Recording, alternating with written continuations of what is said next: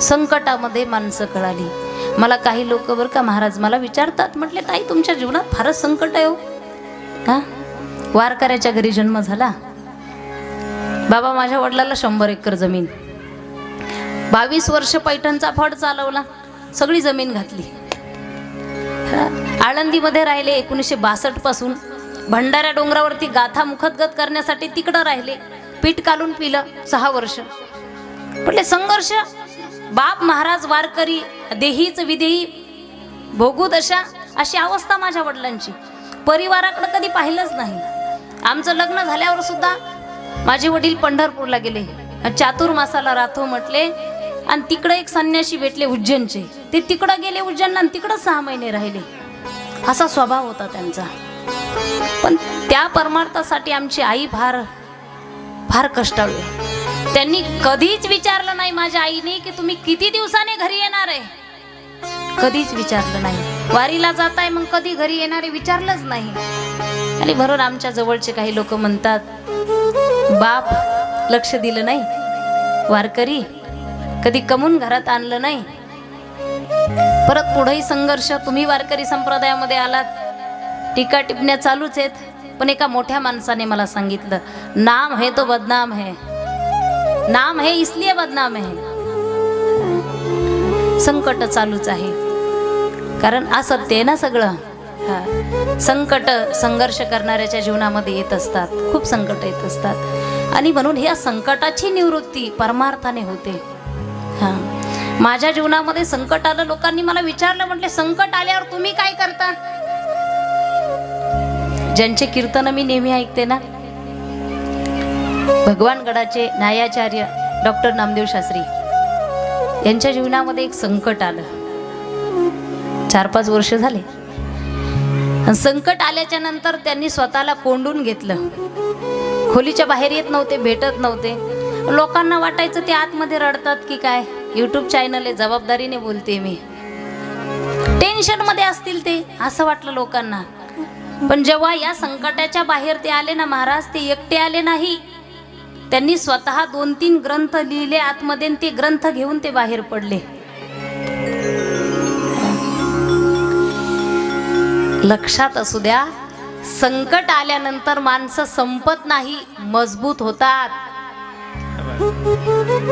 जन्म देणाऱ्या आईला विचारा, बाळ पडल्यानंतर तिला वेदना होतात, पण ती मनातून म्हणते पडलं ना मग काय होतं, काय होतं, मजबूत होतं ना.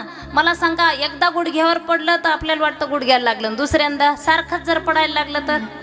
आता गुडघा निबार झालाय. आता किती डोक्यावर पडलं तर डोकंही फुटत नाही, कारण दगडापेक्षा डोकं सुद्धा निबार झालंय, दगडापेक्षा मन सुद्धा निबार झालंय आमचं. शरीरावरती घाव झाले ना, शरीरावरती एखाद्या माणसाला वारंवार चटके दिले तर त्याला नंतर चटके बसत नाही. शरीरावरती घाव झाले तर शरीर मजबूत होतं, तसं मनावरती घाव झाले तर मन सुद्धा मजबूत होतं माणसाचं. मजबूत झालेले मन देवाच्या चरणाला अर्पण झाले पाहिजे, मग कल्याणच आहे बघा त्यांचं, मग कल्याण आहे. बरोबर. एवढा व्यभिचार वाढलेला आहे. मला सांगा, एखादा पाप करणारा मनुष्य जर मेला, शौनक ऋषी म्हटले, नारद सनकादिकांना म्हटले, आणि इतकं पाप झालं तो जर मेला तर त्याची निवृत्ती कशी होते? त्याची कशी निवृत्ती होते? मग तेव्हा सनकादिक महाराज सांगू लागले, सूतजी महाराज सांगू लागले, एकदा काय झालं, तुंगभद्रा नदीच्या तटावरती उत्तम शहर होतं, उत्तम नगर त्याला म्हटलं जातं. आणि त्या ठिकाणी आत्मदेव ब्राह्मण राहत होता. फार परमार्थ करणारा, वेद संपन्न ब्राह्मण. पण तो दुःखी होता. का दुःखी होता? तर तो म्हणायचा मला मुलबाळ नाही. तसं राजा दशरथ सुद्धा एका ठिकाणी म्हणतात, राज्य हिनस्यमय राज्य सर्व दुःखाय कल्पते. माझ्या राज्यामध्ये सगळं आहे. राजा दशरथ म्हणतात, पुत्र हिनस्यमय राज्य, पण मला पुत्र नाही. आणि एक दिवस काळ असा आला, पुत्र पुत्र म्हणून मरावं लागलं. आत्मदेव ब्राह्मण दुःखी झाला. काय करता संपत्तीला, काय करता नुसता पत्नीला, काय करता नुसतं घराला, घरामध्ये खेळणारं जर बाळ नसेल, माझ्या पोटी जर लेकरू नसेल, तर काय करता या जीवनाला? देहत्याग केला पाहिजे, मरून गेलं पाहिजे. अरे मुलगाच नसेल तर जगायचं कशासाठी? बेनिफिट पाहिजे ना जीवनामध्ये काहीतरी, हां बेनिफिट पाहिजे. म्हणून आत्मदेव ब्राह्मण जंगलाच्या दिशेने निघाला आणि निघाल्याच्या नंतर एका तलावाच्या ठिकाणी पाणी पिण्यासाठी थांबला. एक महात्मे तिथून जात होते. आत्मदेव ब्राह्मणाने त्या महात्म्याचे पाय धरले आणि सांगितलं, महाराज मी फार दुःखी आहे. संत आहेत, महात्मे आहेत, त्यांच्याही लक्षात आलं हा महात्मा दुःखी आहे. का दुःखी आहे विचारलं तर त्यांनी सांगितलं, मला मुलबाळ नाही. आणि मी असं ऐकलंय, एका जनार्दनी संत, मी उगाच कोणाचे पाय धरत नाही, मी उगाच कोणाचे पाय धरत नाही. तुम्ही संत आहात हे माझ्या लक्षात आलं आणि म्हणून मी तुमचे पाय धरले. तुम्ही माझं मनोरथ पूर्ण करा. काय मनोरथ आहे? मनोरथ एवढंच आहे महाराज, मला मुलबाळ नाही, मला मुलबाळ नाही. माझ्या लेकरू पोटी लेकरू नाही याचं दुःख नाही. माझ्या दारामध्ये गाय आहे, तिला सुद्धा वासरू नाही. एवढंच नाही महाराज, आमच्या अंगणामध्ये तुळस आहे, लावली की सुकून जाते. महाराज असं काय पाप केलं मी? असं काय पाप झालं माझ्याकडून की माझ्या पोटी त्या ठिकाणी संतती नाही? महाराजांनी डोळे झाकले, अंतर्धानाने पाहिलं तर याच्या 7 पिढ्या लेकरू नाही. आणि ते महात्मे योग पुरुष आत्मदेव ब्राह्मणाला उपदेश करू लागले, अरे मुलं झाल्यानंतर सांभाळतीलच असं नाही, बरोबर ना? मुलं झाल्यानंतर मुलं सांभाळतीलच असे नाही. म्हणून ते साधू मुनी त्या आत्मदेव ब्राह्मणाला सांगू लागले, अरे मुलं सांभाळतीलच सांगता येत नाही. सगळेच मुलं सारखे नसतात. सगळेच मुलं काही सारखे असतात का? सगळेच काय भक्त प्रल्हादासारखे असेल का? बापाच्या त्या ठिकाणी बाप गेला तरी बापाला त्या ठिकाणी यश मिळालं पाहिजे. हिरण्यकशिपूसाठी सुद्धा योगदान मागणारा भक्त प्रल्हाद प्रत्येक जण होऊ शकत नाही. आत्मदेव ब्राह्मणाला एवढं समजून सांगितलं, पण त्याने सांगितलं, पुत्र हीनस्य मै राज्य सर्व दुःखाय कल्पते. पुत्रच जर नसेल तो वियोग कसा आहे? अरे आपलं लेकरू अंगणात खेळायला लागलं तर सगळा जीव त्याच्याकडे लागतो, आणि मला जर मुलगाच नसेल तर काय दुःख आहे महाराज? नाही, तुम्ही संत आहात, मनोरथ पूर्ण करा महाराज माझा.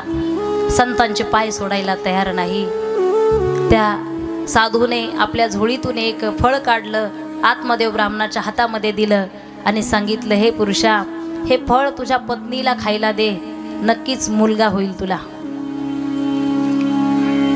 आत्मदेव ब्राह्मणाने नमस्कार केला, फळ घेतलं आणि घरी आला. आत्मदेव ब्राह्मणाच्या पत्नीचं नाव आहे धुंदुली. तया नाम यया गुण. जसं नाव काय म्हटले? शांती. पण एक दिवस शांती नाही, घरात रोज भांडण आणती. तशी ती धुंदुली. आत्मदेव ब्राह्मणाला त्या साधू पुरुषाने सांगितले, हे बघा, फळ खायला द्या, नियम पाळायला लावा, भजन करायला लावा, देवाचं स्मरण करायला लावा. चिंताने माणूस संपतो, चिंतनेने जीवन घडतं. सांगा तुमच्या पत्नीला. आत्मदेव आनंदी झाला, खुश झाला, फळ घेऊन घरी आला आणि घरी आल्याच्या नंतर धुंदुलीला सांगू लागला, हे बघ, हे फळ खाल्ल्यानंतर आपल्याला मुलगा होणार आहे. काळजी घे, देवाचं नामचिंतन कर, इकडं तिकडं बोंबलत फिरू नको. तिला बोंबलत फिरायची सवय होते. घरचा चहा प्यायचंच नाही, लोकांचे 2-4 कप हाणायचे. काही बायकांना सवय, दोघी एकत्र आल्या तर हरिपाठ म्हणा ना. त्यांचा हरिपाठ दुसराच चालू होतो. एका बाईने तर बोटामध्ये अंगठी केली, अंगठी केली, कोणीच विचारलं नाही अंगठीचं. तिने काय केलं, गावाच्या शेजारी एक चाऱ्याची गंजी होती, ती गंजीच पेटून दिली. अंगठी नवीन केली, कोणीच विचारलं नाही, एका मैत्रिणीने विचारलं नाही, गंजी पेटून दिली. आणि मग लोकांना म्हटली, धावा धावा. गावामध्ये लोक पळाले ते जाळ विझवण्यासाठी, बरोबर ना? इकडं विझवतात का? इकडं विझवतात का पेटून देतात? विझवतात ना. आता गंजी कोणी पेटवली? अंगठीवालीने. आणि मग लोक पळाले, कोणी बकेटी घेऊन पाणी, कोणी हंडा भरून पाणी घेऊन जात आहे विझवण्यासाठी. आणि मग गंजीजवळ ही अंगठीवाली बाई उभा राहिली आणि मग सांगू लागली, एक बकेट इथं टाका. तुमच्या लक्षात येत आहे ना? इथं टाका, एक बकेट इथं टाका, इथं एक बकेट टाका, तिकडं एक हंडा टाका पाण्याचा. आणि मग विझत विझत आल्यानंतर एका बाईने विचारलं, का अंगठी कधी केली? अंगठी कधी केली? ती म्हटली, हे जर पहिलंच विचारलं असतं तर गंजी पेटली असती का? धुंदुली तया नाम यया गुण, यया नाम तया गुण. धुंदुलीने महाभारत सगळं ऐकून घेतलं. एकच टाइम जेवायचं, इकडं तिकडं फिरायचं नाही, भजन करायचं, असं करायचं तसं करायचं. आत्मदेव ब्राह्मणाने फळ तिच्या हातात दिलं आणि ते बिचारा निघून गेला. जबाबदारी संपली. धुंदुली विचार करू लागली. विचारच तसे ना काहींचे, वैचारिकता. ती म्हटली, मी जर फळ खाल्लं, एकाच टायमिंगला जेवायचं, मी किती आशक्त होईल, एकदम विकनेस येईल मला. आणि 9 महिने सांभाळायचं काय सोपी गोष्ट आहे का? 9 महिने. आणि जर मला दिवस गेले तर माझं शरीर जड होईल.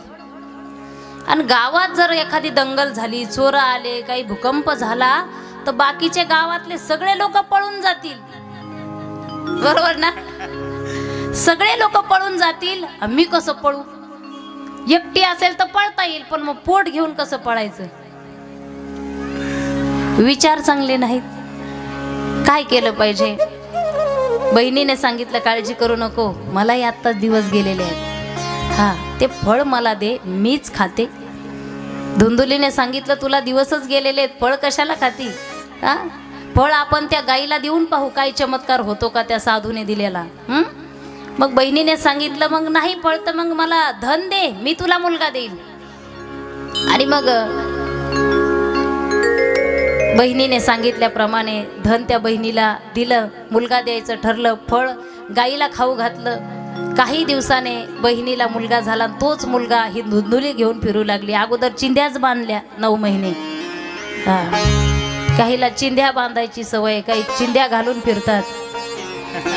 नवरा म्हणतो, एवढ्या साड्या आहेत तरी चिंध्याच का?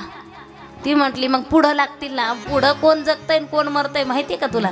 हा पुढची गॅरंटी आहे, शोकांतिका आहे ना महाराज, कशाचीच गॅरंटी नाही. बाजार मार्केटमध्ये गेल्यानंतर फ्रीजची गॅरंटी मिळते. फ्रीज किती रुपयाला आहे? तर म्हटले 3000 रुपयापासून आहे 30,000पर्यंत. गॅरंटी म्हटले 6 महिन्याची आहे. टीव्हीची गॅरंटी म्हटले 6 महिन्याची आहे. ही माईक सिस्टीम आहे, या माईकची सुद्धा गॅरंटी आहे. तुमची गॅरंटी आहे का? तुमची गॅरंटी आहे का? आहे वाटतं. मला सांगा, सत्ययुगामध्ये 1 लाख आयुष्य होतं, बरोबर ना? त्रेतायुगामध्ये 1 लाखातला 1 शून्य कमी झाला, राहिलं किती? 10,000. द्वापार युगामध्ये 10,000तला 1 शून्य कमी झाला, राहिलं किती? 1,000. कलियुग आलंय, 1 शून्य कमी झाला, 1,000तला राहिलं किती? 100. आता जर 100तला एखादा शून्य कमी झाला, राहतं किती बाबा? 10 वर्षात काय गोट्या खेळायच्या का? हा आयुष्याची गॅरंटी आहे का? कोण किती दिवस जगेल? हई का जब रे बुलावा हरी का, छोड़ के सब कुछ जाना पड़ेगा. हई का जब रे बुलावा हरी का, छोड़ के सब कुछ जाना पड़ेगा.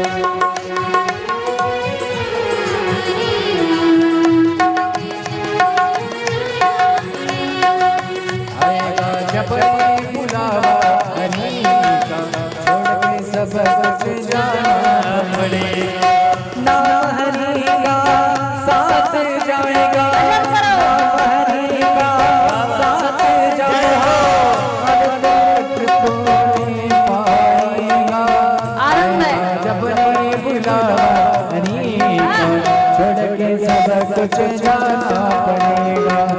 आएगा जब ये बुलावा हरी का, छोड़ के सब कुछ जाना पड़ेगा. आएगा जब ये बुलावा हरी का, छोड़ के सब कुछ जाना पड़ेगा. आएगा जब ये बुलावा हरी का, छोड़ के सब कुछ जाना पड़ेगा. जावं लागतं सुटसुटीत आहे. कालांतराने त्या बहिणीला मुलगा झाला, धुंदुलीला आणून दिला. धुंदुली म्हटली माझ्या नावावरून नाव ठेवायचंय, कारण इतक्या लवकर नाव ठेवायला लागतंय, कारण वेळच कमी आहे ना. पटकन 9 महिने गेले, कमी वेळात पहिला दिवस असल्यामुळे पटकन मुलगा झाला. धुंदुली म्हटली माझ्या नावावरून. त्याचं नाव काय? म्हटले धुंदुकारी. इकडं ज्या गाईला ते फळ दिलं त्या गाईला सुद्धा मनुष्यरूपी मुलगा झाला. त्याचे कान फक्त गाईसारखे, म्हणून आत्मदेव ब्राह्मणाने त्याचं नाव गोकर्ण ठेवलं. हे दोघंही किशोर वयामध्ये आले. गोकर्ण पंडित निघाला, धुंदुकारी महाखला दुष्ट निघाला. त्या ठिकाणी नशापान करू लागला. आत्मदेव ब्राह्मणाला पश्चाताप झाला. गोकर्णाने उपदेश केला. आत्मदेव ब्राह्मण वनामध्ये निघून गेले. आईला मारू लागला. वेश्याघरामध्ये आणून ठेवल्या. आईला मारझोड करू लागला. आईने सुद्धा विहिरीमध्ये जीव दिला, आत्महत्या केली. गोकर्ण सुद्धा तीर्थयात्रेला निघून गेला. त्याला तिकडंच प्रयाग क्षेत्री माहिती झालं की ज्या वेश्या आणून ठेवल्या होत्या त्या वेश्यांनीच त्या धुंदुकारीला मारून टाकलं. बरं साधं मारलं नाही तर तोंडात विस्तू टाकून मारलं. प्रयाग क्षेत्री गोकर्णाने सुद्धा पिंडदान केलं. आणि काही दिवसानंतर गोकर्ण जेव्हा गावामध्ये आले, गावात आले, घरामध्ये आले, रात्रीची 12ची वेळ आहे. अगदी अंगणामध्ये त्या ठिकाणी बसलेले आहे गोकर्णजी. अंगणामध्ये बसल्याच्या नंतर चित्र विचित्र आवाज येऊ लागला. कधी कोणत्या कोणत्या पक्षाचा आवाज येऊ लागला, कधी रेड्याचा आवाज येऊ लागला, कधी कावळ्याचा येऊ लागला. भीतिमय असं वातावरण झालं. गोकर्णजीने पाणी कमंडलूमधून पाणी घेतलं आणि अंगावरती शिंपडलं आणि सांगितलं कोण आहेस तू? त्या प्रेताने सांगितलं मी तुमचा भाऊ धुंदुकारी. अरे तुझं तर मी प्रयाग क्षेत्रामध्ये त्या ठिकाणी पिंडदान केलं. पिंडदान केलं असेल बंधू, पण मला त्या ठिकाणी सद्गती प्राप्त झाली नाही. मी पिशाच योनीमध्ये आहे, मला फार कष्ट आहे, काय केलं पाहिजे? दुसऱ्या दिवशी गोकर्णजी विचार करू लागले. तेवढ्यात आकाशवाणी झाली सत्संग करा. आणि सत्संग करण्यासाठी गोकर्णजी तयार झाले. श्रीमद भागवत कथा श्रवण करायची ठरली. ग्रामस्थ जमा झाले. आनंदीमय वातावरण. मंडपामध्ये त्या ठिकाणी सगळे गुणवान कलाकार, श्रोते मंडळी सगळे येऊन बसले. आता हे पिशाच झालेलं, बसायला जागा नाही, हवेमध्ये उडलेलं, त्याला बसता येत नाही. कुठं बसणार? 7 गाठी असलेल्या वेळूमध्ये जाऊन बसलं. आणि ज्या वेळेस पहिल्या दिवशी कथा संपन्न झाली, कुंडली कवरदेव गजर झाल्याच्या नंतर पहिली गाठ फुटली. अशा 7 दिवसामध्ये 7 गाठी फुटल्या. धुंदुकारीला त्या ठिकाणी सद्गती प्राप्त झाली. बोलिये गोकर्ण महाराज की जय. आणि मला असं वाटतं आपल्या जीवनामध्ये सुद्धा सद्गती प्राप्त व्हावी असं जर आपल्याला वाटत असेल तर आज पहिला दिवस आहे. अजून 6 दिवस आपण सर्वांनी या भागवत श्रवणासाठी आपण सर्वांनी वेळेमध्ये यायचं आहे. वेळेत कथा ऐकायची आहे आणि हा आनंद आपल्याला घ्यायचा आहे. कथेचा वेळ 1 ते 4 आहे, कारण पत्रिका गावामध्ये छापलेली आहे. माझ्या अगोदर तुम्हाला माहिती आहे किती टायमिंग आहे? बोला ना. 1 ते 4 टायमिंग आहे. तुम्ही बरोबर 2 वाजता यायचं. सगळ्यांनी वेळेमध्ये यायचं. हा आनंद आपण सर्वजण घेणार आहोत. आजची कथा याच ठिकाणी संपन्न होतीये. भला किसी का कर न सको तो बुरा किसी का कर न सके, बुरा किसी का मत करना, पुष्प नहीं बन सकते हो तुम, कांटे बन के मत रहना. ताली वाजवा सब. ताली एक ताली.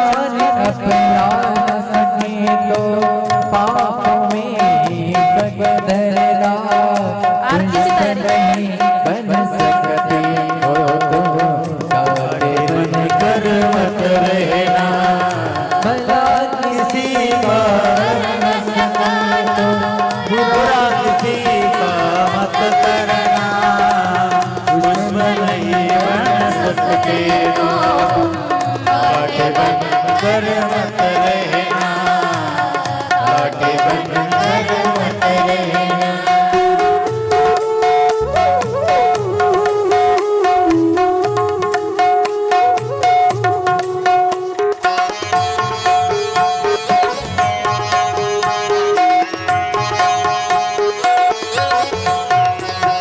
सत्य वचन ना बोल सके तो झूठ कभी भी मत बोलो। मोल रहे तो ये अच्छा है, कम से कम रुष्णा बोलो। बोलो यदि पहले तुम तोलो, फिर मुँह में मोरा पुष्प नहीं बन सकते हो, कांटे बनकर मत रहना, भला किसी का कर न सको तो बुरा किसी का मत करना।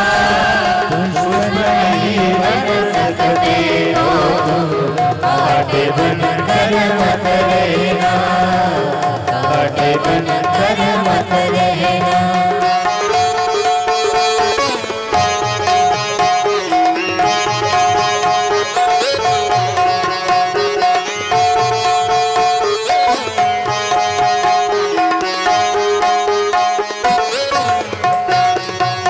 घर न किसी का बसा सके तो झोपड़ियाँ जला देना। मरहम पट्टी कर न सके तो खार नमक लगा देना। दीपक बनकर जला न सके तो अंधियारा ना फैला देना।